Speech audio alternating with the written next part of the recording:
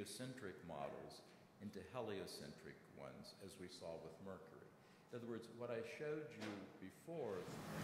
Well, thank you very, very much. Let me begin by thanking President Şâtır and members of the Academy for giving me this remarkable honor that I feel very humbled to receive this year's award in the social sciences and humanities.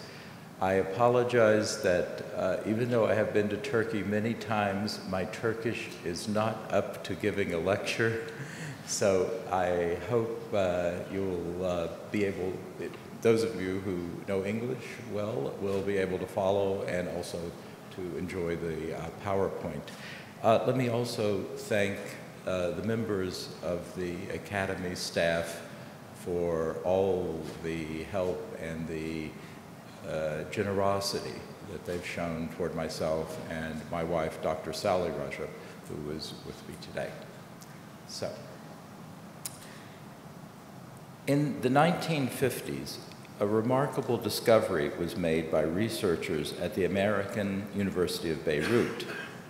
Many of the models found in the writings of Nicholas Copernicus, who died in 1543, were similar, or in some cases identical, to those of the Damascene astronomer Alauddin Ali ibn Ibrahim, known as Ibn Şâtır, who lived in the 14th century of the Christian era and was the timekeeper and muezzin of the Umayyad Mosque in Damascus.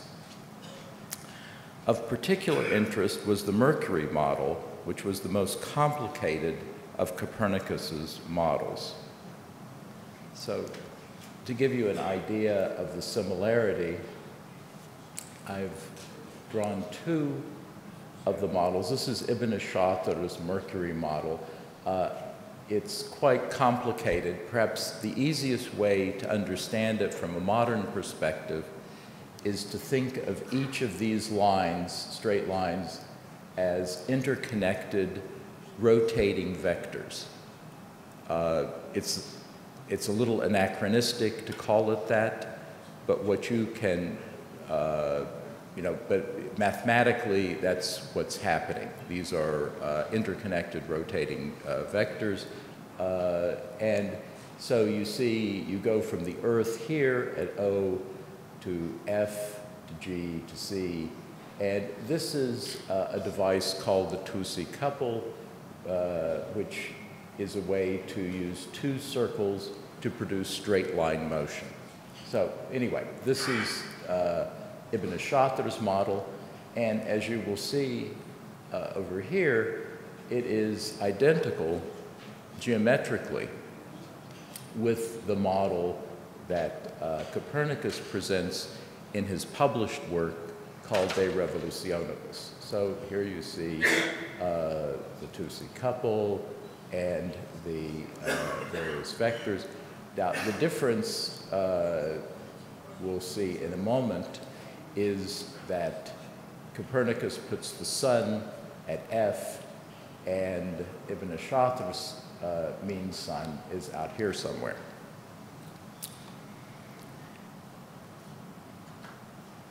But it's true, as I'm sure everyone in the audience can see, it would be trivial to go from the geocentric model, the model of an Earth-centered cosmology, to a sun-centered cosmology. This is all that's required for that transformation. So it's a very simple and, in fact, trivial transformation. And this is the most complicated of the models that one finds in pre-modern astronomy. Mercury was very complicated, and that's, that's why you have all of these various devices to model its motion. Now, it seemed incontrovertible that Copernicus must have somehow encountered Ibn Şâtır's writings, especially his Nihayat al-Su'l, where he presents his new models. The problem was that until recently, there was no evidence that Ibn Şâtır was known in early modern Europe, since, as far as we know, his works were not translated into Latin. There thus arose a counter-narrative among modern historians that insisted that despite the similarities that we've just seen, Copernicus must have developed his models independently of Islamic astronomy. In other words, it's a remarkable coincidence, but Ibn Şâtır in the 14th century, Copernicus in the 16th century came up with exactly the same modeling, even though it's quite complicated. Now, this counter-narrative, we'll call it, has become increasingly implausible for a number of reasons. First, recent research has shown that scholarly exchanges could occur without direct translations. To explain this, it means that we would think of Latin Europe, Latin Christian Europe, and the Islamic world as being totally separate and no communication at all between them. But this seems very implausible, even in the Middle Ages. But that's one of the prerequisites for thinking that, Copernicus had to have written documentation rather than, let's say, oral communication. The second reason to reject the counter-narrative, we'll call it, is that Ibn Şâtır and Copernicus shared more than just geometrical models, but also an interest, as we'll see, in having a single center be the reference point of primary motion. And this is quite important. In other words, it's not just the models I've shown, but there's a conceptualization behind the models that the primary motion must be either from the Earth or Sun, which is different than almost everyone else up to that point. And third, the third point I would make is that Islamic philosophy and theology provided a background that facilitated the move from a geocentric to heliocentric cosmology, and I'll try to illustrate that toward the end of my talk.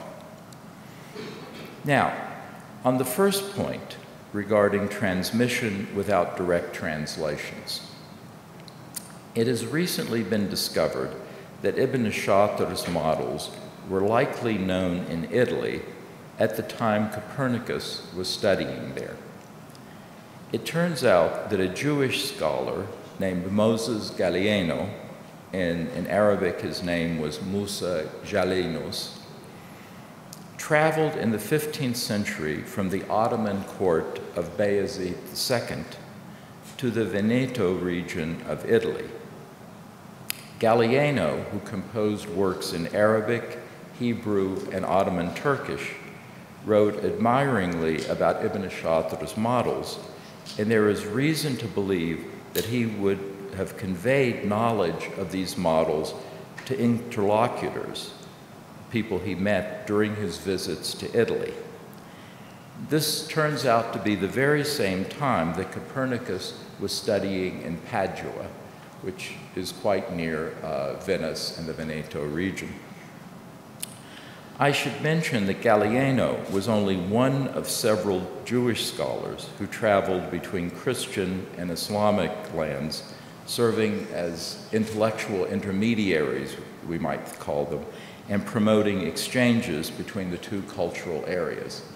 It was rather difficult for a Muslim to go to Europe at this time, but Jews could travel between communities, their Jewish communities, a little easier in that period. Now, let us turn to the second point. In other words, this is about evidence of communication that could have occurred bringing knowledge of Ibn Şâtır's models to Europe. Let us turn to the second point regarding the similarity of motives between Ibn Şâtır and Copernicus. From an early period during the translation of Greek scientific texts into Arabic, Islamic astronomers voiced strong criticisms of their predecessors, especially of the 2nd century Alexandrian astronomer Claudius Ptolemy. For example, one writer in the early 9th century went so far as to accuse Ptolemy of making up his observations. This is the beginning of a long tradition of calling Ptolemy a kind of scientific fraud, which came up again, interestingly enough, in the 1970s with a book called The Crime of Claudius Ptolemy. At any rate, this was one of the reasons, this accusation that Ptolemy was not a good observer, that the Abbasid Caliph al-Ma'mun funded a massive observational program that, among other things, measured the size of the Earth, the obliquity of the ecliptic, and the precession of the equinoxes.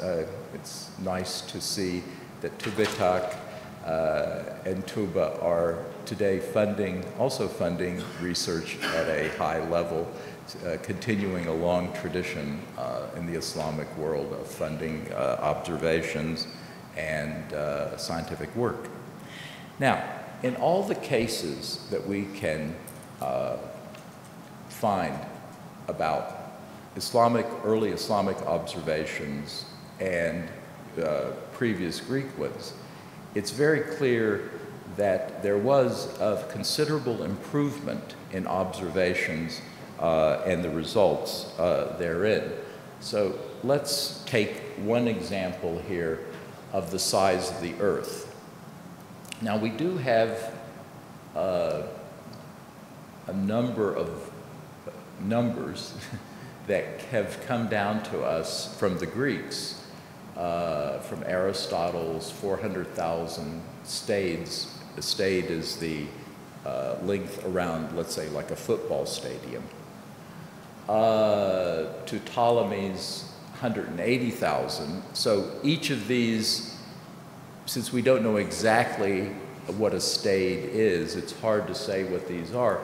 But I would have you notice the fact that these all seem to be rounded numbers. And as scientists, I'm sure you understand, when you get a result that looks so nice, 300,000, 180,000, it's a little suspicious in terms of the precision behind the observations. Now, we fast forward to the time of al-Ma'mun in the 9th century, and we can, by a series of deductions, since we can measure what was known as the black cubit that was used by al-Ma'mun, we can fairly closely say that they came up with a value of 39,775 kilometers for the circumference of the Earth, compared to the actual value of 40,008. So it was fairly close. El-Biruni in the 11th century came up with a number that's closer to 39,700. So these are fairly accurate values that were done during this period. As far as the obliquity of the Earth goes, Ptolemy's value of 23 degrees, 51 minutes, and 20 seconds is considerably off. At that period, in the 2nd century, the Common Era, it would have been 23 degrees, 40 minutes, 40 seconds. Al-Ma'mun's astronomers came up with 23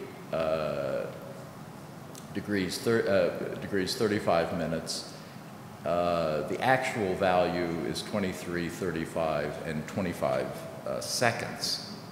So again, very close.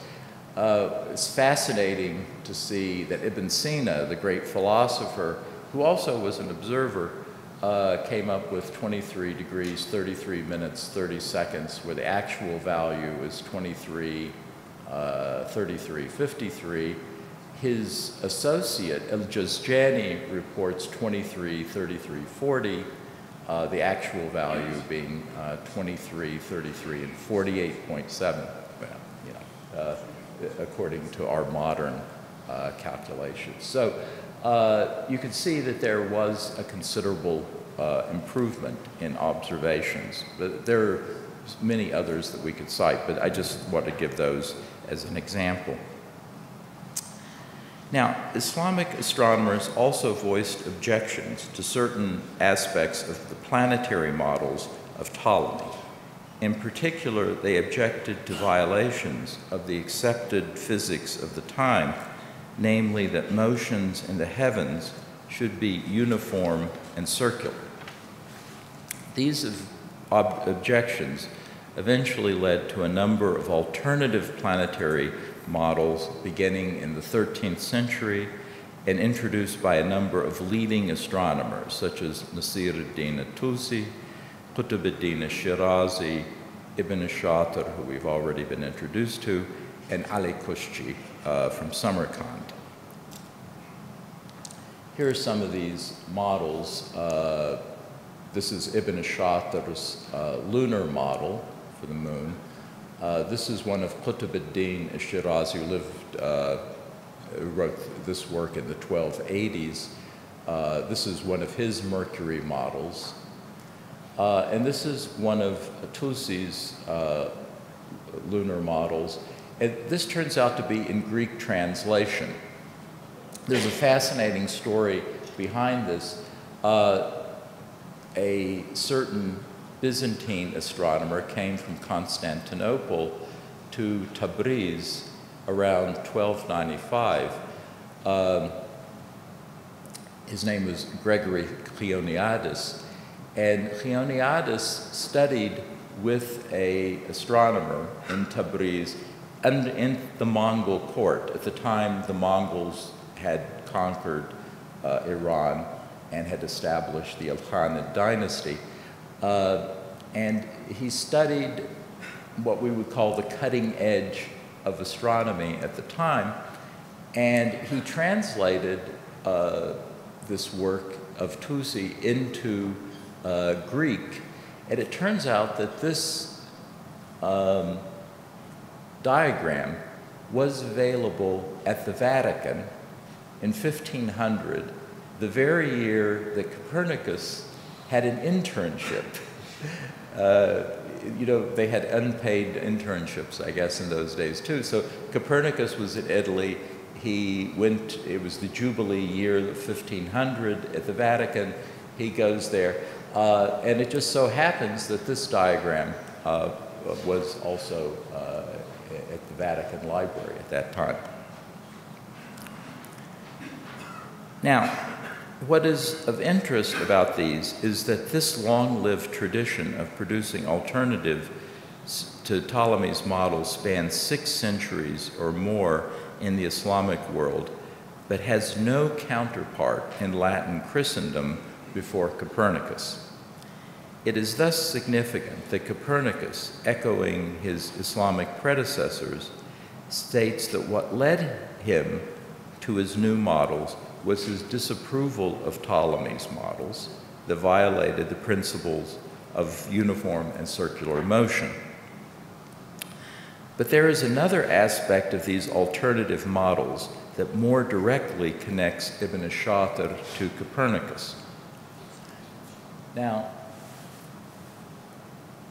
in order to see this, if we look at a comparison, some of the mathematical comparison of some of these different models, for example, Ptolemy's models, Tûsî's models, someone who was Tûsî's contemporary, Mu'ayyid al-Urdi from Damascus, you'll see that the primary motion occurs at different points along the apsidal line.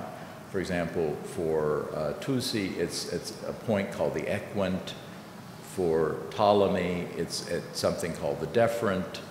And for Urdi, it's a point in between. In other words, this alpha bar is the primary motion through the zodiac. In other words, through the ecliptic that you know, starts, and then you have to modify, obviously, that motion. Now, Ibn Şâtır, though, has his primary motion, alpha bar, starting at the Earth. And this turns out to be quite significant. He tells us that he did not want to use what are called eccentrics with centers other than the Earth. In other words, for Tûsî, Ptolemy, Urdi, and Shirazi, because the primary motion is off-center from the Earth, you have to develop motions that are circular and uniform at points other than the Earth, which seems fairly obvious. Now, Ibn Şâtır says he doesn't like that. And in this, he's part of a tradition mainly associated with Al-Andalus, Islamic Spain, that insisted on going back to the simpler and purer astronomy of Aristotle, that insisted that all celestial motions be about a single center.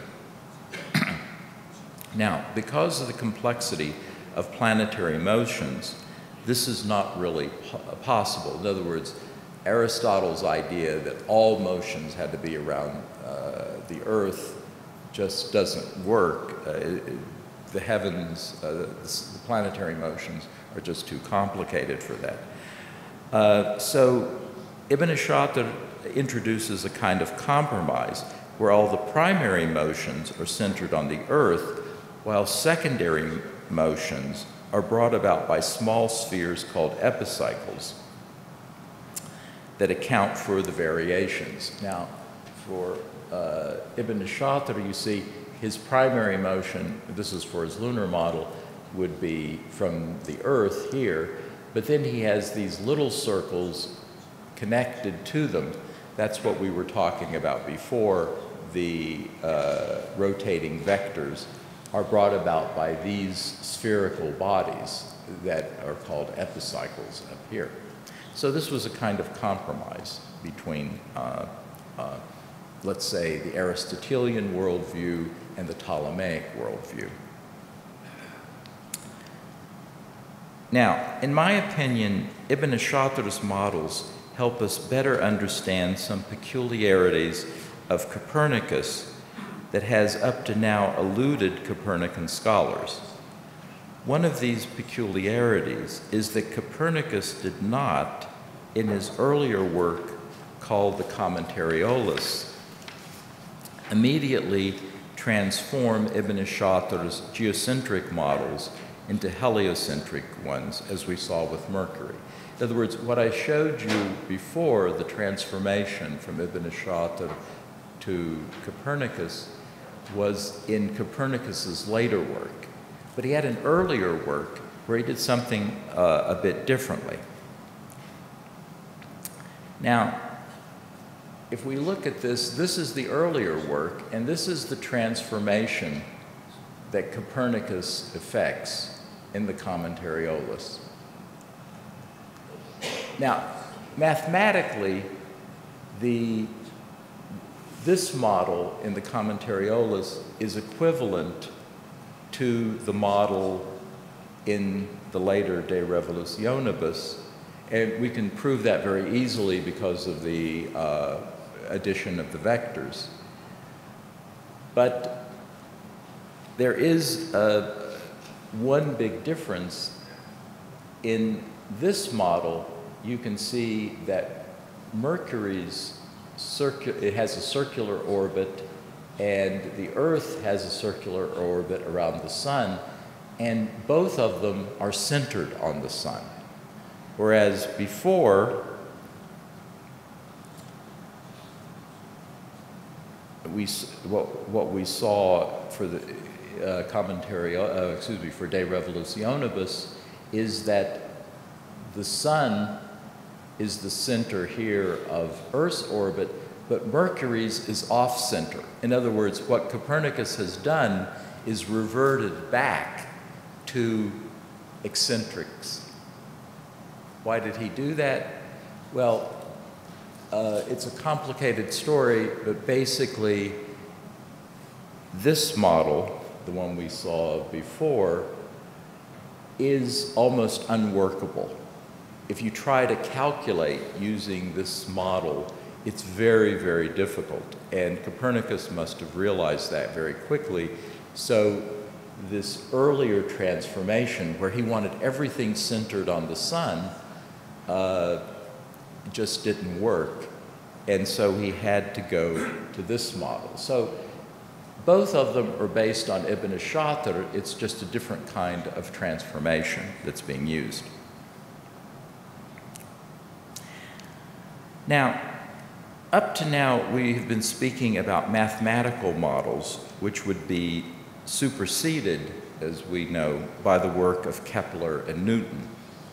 Now, obviously, Copernicus is today remembered for putting the Earth in motion more than for these planetary models, which are in some ways pre-modern. In other words, the kind of modern models that were brought in by Kepler and Newton are, as you know, quite different.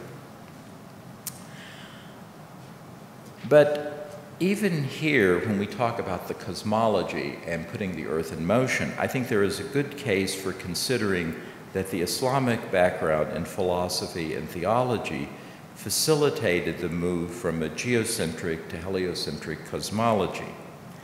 To show this, let me give a comparison of two passages regarding the Earth's motion, one found in the work Tazkira of Nasiruddin Tûsî, and the other in Copernicus's De Revolutionibus. This is about whether or not you can prove that the Earth is moving or not. And in the Tazkira, which was written around 1260, Tûsî says, well, you know, if you look in Ptolemy and other people, they'll say the following: if you throw something up in the air, it comes right down, so therefore the Earth can't be moving. But he says, this isn't a very good proof, because the air adjacent to the Earth could conceivably conform to the Earth's motion along with whatever is joined to it, just as the upper level of air, the ether here, conforms to the orbs, as evidenced by comets, which move with its motion. Now, this reference to comets turns out to be significant. It was thought in this earlier cosmology that comets are in the Earth's atmosphere.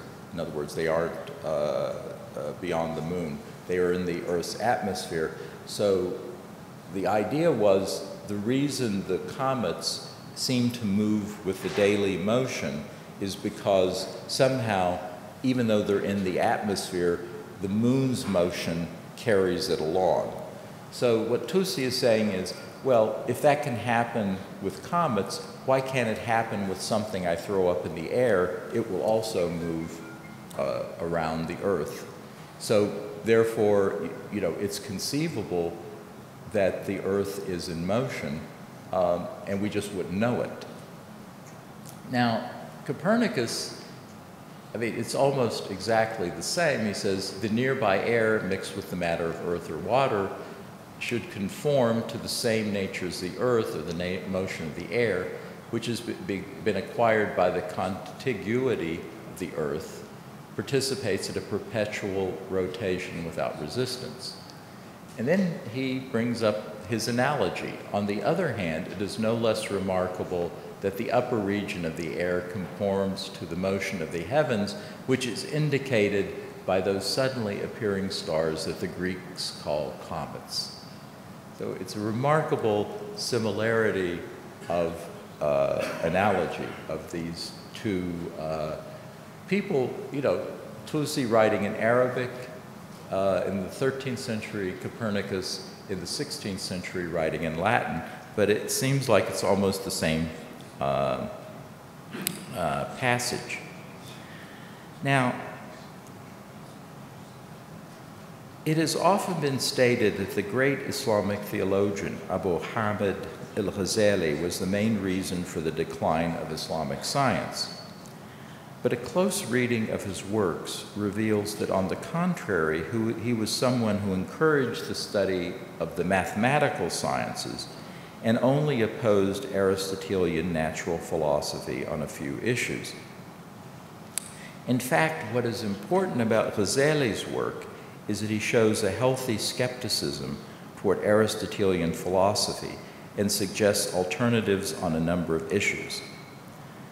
The Islamic theologians, the Mutakallims, had questioned the Aristotelian separation of the sublunar region, which we would today call the Earth's atmosphere, from the celestial region, and whether natural motion accounted for the falling and rising of the four elements. In other words, that fire goes up, earthy things go down, is only in the sublunar region. Now, Tûsî, as a follower of Ibn Sina and Aristotelian natural philosophy, could see no alternative to accepting Aristotelian doctrine to determine whether the earth was at rest. But the Mutakallims weren't constrained by this kind of thinking. In fact, one of the most important scholars of the 15th century, Ali Kuşcu, maintained that one did not need Aristotelian natural philosophy for astronomy. Now, the importance of this can scarcely be exaggerated. If there were no empirical proof for the Earth's stasis, and one could not depend on Aristotelian natural philosophy as a proof, then the Earth's motion becomes a distinct possibility, as Kuşcu himself states in his Kalam theological work, the Sharh al-Tajrid. Now, to see this perhaps in graphical form, these people, Ptolemy, Biruni, and Shirazi, maintained that you could have observational tests. In other words, throwing something up in the air, it falling straight down, proves the Earth is at rest. So you don't need Aristotle or Aristotelian philosophy because you can settle the matter observationally. Now, people like Tûsî, Ibn Sina, and these other people here said there were no observational tests whether the Earth was at rest or not. So the only way to settle it was to depend on Aristotle. Now, there are two exceptions, Ali Kuşcu and Copernicus, who say that there are no observational tests. They don't believe in Aristotelian natural philosophy, so they're left with the only other alternative, which is that the Earth can be in motion. In other words, that is a distinct possibility. Now, Kuşcu dies just a year after Copernicus is born, so again we might well postulate a connection, especially in view of the similarity between the passages in Copernicus and Tûsî, in which both mention the comets. And we need to note that this passage from Tûsî was very famous, being cited numerous times in astronomical and theological contexts. Could there be transmission? Here it's less certain than the mathematical models, but it is remarkable that Copernicus seems to be thinking about the problem of the Earth's motion in much the same way as his Islamic predecessors. Now, let me conclude by saying I like to think that my research is not so much trying to prove that Islam got there first, but as providing a better context to understand the rise of modern science. Too often, we have a black and white picture of European science somehow arising full-blown without any background or earlier context. This has, I believe, distorted our understanding of the history of science, and in some cases, as with Copernicus, made it difficult to understand his work. In other words, I think we can understand Copernicus if we understand Ibn Şâtır, But if you try to understand Copernicus on his own, it becomes much more difficult. Those who argue against cross-cultural exchange seem to me to ignore the obvious, that long before the present, human beings from different cultural backgrounds exchanged and debated ideas, technologies, even beliefs. And let us hope that continues into the future. Thank you very much.